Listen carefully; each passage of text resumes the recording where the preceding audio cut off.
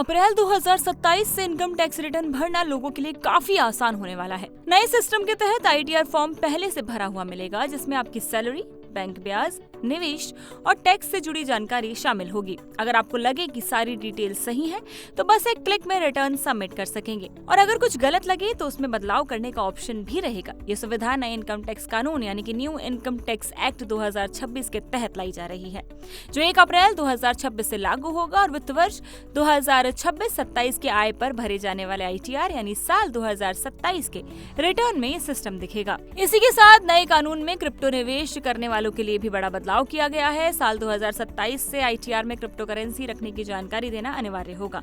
Income tax विभाग अब सीधे क्रिप्टो एक्सचेंज से खरीद फरोख्त का डेटा लेगा, यानी अगर आपने क्रिप्टो में निवेश किया है तो उसे छुपाना मुश्किल हो जाएगा। हालांकि विभाग का कहना है कि बेवजह की जानकारी नहीं मांगी जाएगी और सिर्फ जरूरी डिटेल ही ली जाएंगी, ताकि ईमानदार टैक्स पेयर्स को परेशानी ना हो। सरकार का फोकस पूरे टैक्स सिस्टम को सरल और टेक्नोलॉजी फ्रेंडली बनाने पर है। इसी वजह से नए कानून में नियमों की संख्या 511 से घटाकर 333 और फॉर्म की संख्या 399 से घटाकर 190 कर दी गई है। विभाग पहले से ही एडवांस टेक्नोलॉजी के जरिए लोगों की आय को ट्रैक कर रहा है, जिसका नतीजा ये रहा कि इस साल करीब 1,10,00,000 अपडेटेड और रिवाइज रिटर्न दाखिल किए गए। कुल मिलाकर आने वाले समय में आईटीआर भरना आसान होगा, लेकिन टैक्स छुपाना पहले से ज्यादा मुश्किल।